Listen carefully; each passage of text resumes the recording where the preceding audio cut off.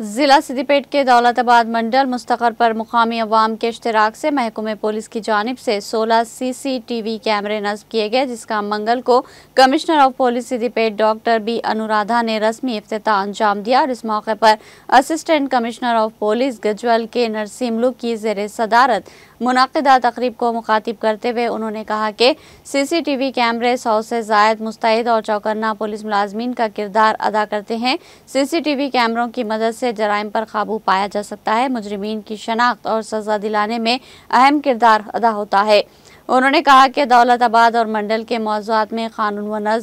नज़्म व ज़ब्त की बहाली और जराइम के निज़दात के लिए महकमे पुलिस की जानिब से सख्त इक़दामात किए जा रहे हैं। Doctor B Anuradha commissioner of police Siddipet ने अवाम को मशवरा दिया कि वो अपने अपने मुकामात, दुकानात और कारोबारी इदारे पर CCTV कैमरे नस्ब करें ताकि किसी भी नाखुशगवार वाक़े को रौनमा होने से रोका जा सके। इफ्तिताह तकरीब में circle inspector Thogutta Sheikh Abdul Latif, Daulatabad sub inspector Arvind Kumar, Thogutta sub inspector Ravikant Rao, sarpanch Venugopal, साबिक़ा जिला परिषद रुकन भोपालपल्ली रामुलू, अशोक शेख, लाल